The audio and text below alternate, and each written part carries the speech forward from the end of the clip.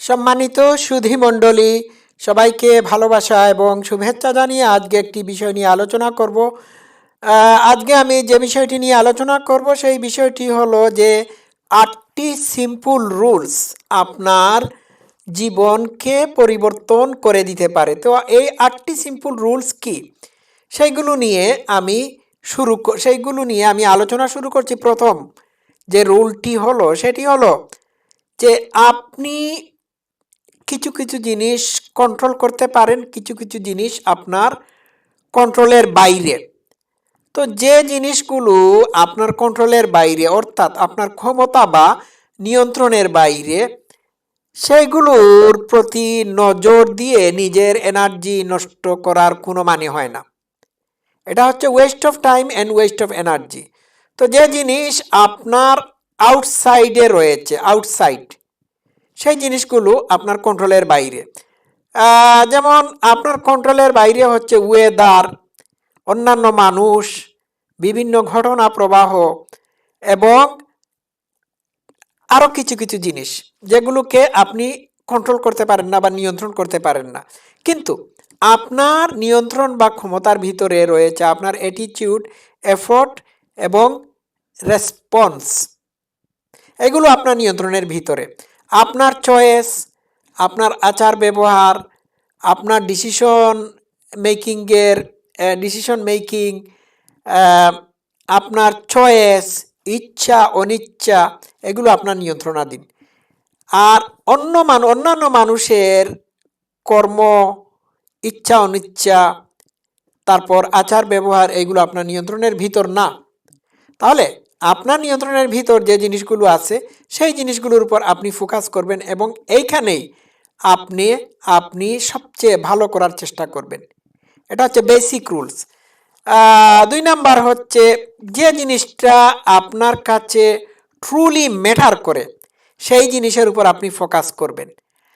যে জিনিসগুলো আপনার গোল, মূল্যবোধ বা আপনার লাইফের পারপাস বা আপনার পারপাসের সাথে অ্যালাইন করে, অর্থাৎ খাপ খায়, সেইগুলোকে বেশি ইম্পর্টেন্ট মনে করবেন। নিজেকে প্রশ্ন করতে হবে, does it truly matter to me? এটা কি আসলেই আমার কাছে গুরুত্বপূর্ণ? এটা কি আমার কাছে আমার জীবনে ম্যাটার করে?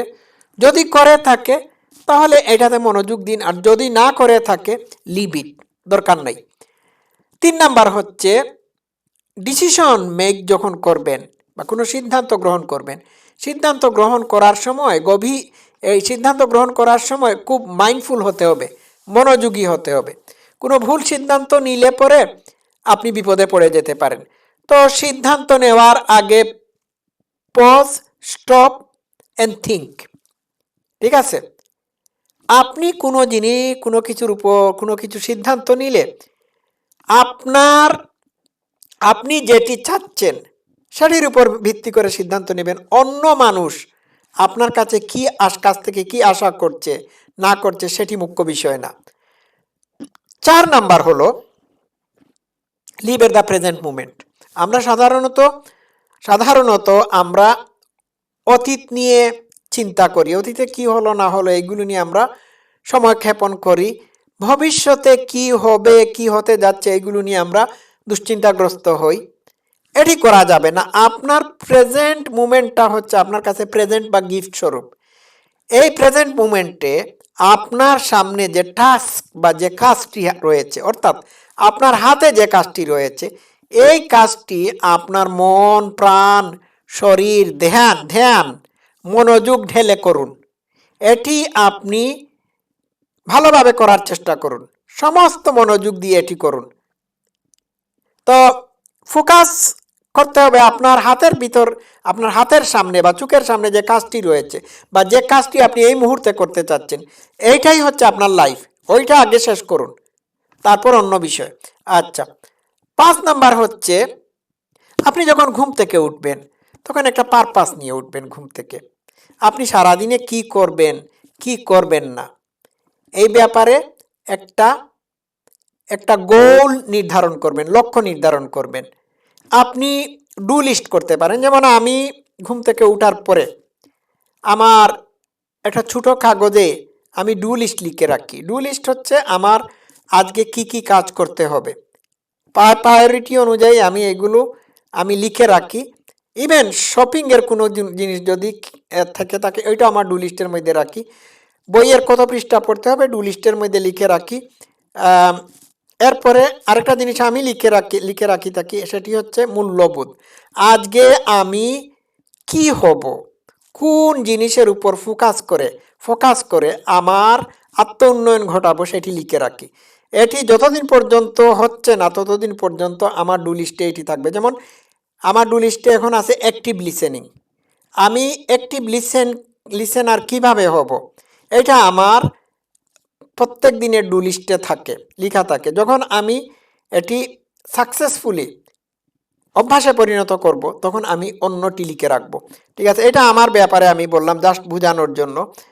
তো wake up with your purpose. ঠিক আছে, 6 নাম্বার, টাইমকে সুন্দরভাবে ব্যবহার করতে হবে।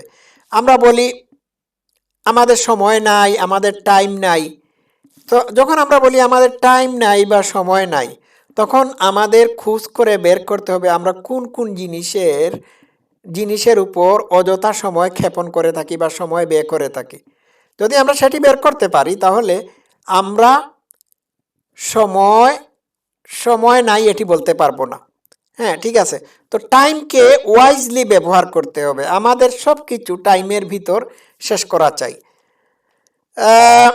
7 নাম্বার হচ্ছে আপনি প্রত্যেক দিন বা মাঝে মধ্যে কিছু ডিসকমফোর্টকে প্র্যাকটিস করতে হবে, কিছু চ্যালেঞ্জকে মোকাবেলা করার প্র্যাকটিস বা অভ্যাস গড়ে তুলতে হবে। এটি যদি করে থাকেন তাহলে আপনার মনের ভিতর একটা রেজিলিয়েন্স তৈরি হবে।